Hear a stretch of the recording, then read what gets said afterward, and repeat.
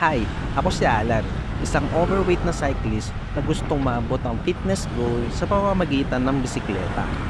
Ngayong araw, samahan niyo ako mag-bike ng 50 km mula Pasig hanggang Cardona at pabalik ulit sa Pasig.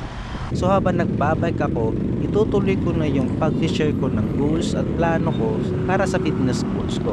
Gaya ng sinabi ko sa previous video, ang isa sa mga goal ko is makasali sa mga event ng Duatlon. Doon sa previous video, na-share ko kung bakit yun ang isa kong goal. Kung gusto nyong malaman ng reason, panoodin nyo na lang yun.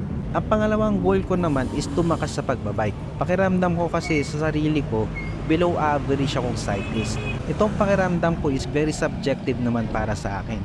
Siyempre, casual cyclist lang naman ako, kaya hindi ko talaga alam kung gaano ba kalakas o pahina ang below average cyclist. Pero yun nga, para sa akin, ang pakiramdam ko, below average ako.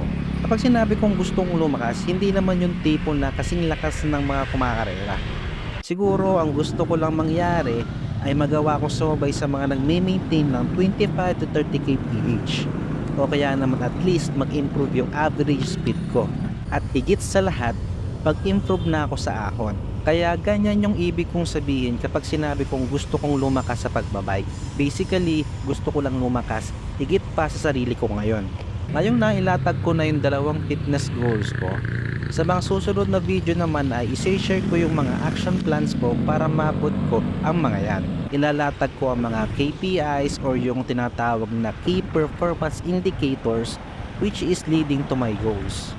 At siguro maganda din na ipakita ko yung current KPI score ko para may mapagbabangga akong data kung nag-improve na nga ba ako or hindi.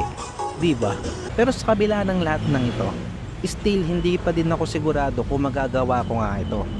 Like what I said sa mga nauna kong video, ginawa ko tong channel na to para i-document yung mga efforts ko para maging best version ng sarili ko. Magawa ko man o hindi, at least babalikan ko ang mga video na to bilang resibo na kumilos ako para sa sarili ko. So paano ba yan? Siguro hanggang dito na lang muna. Paalam!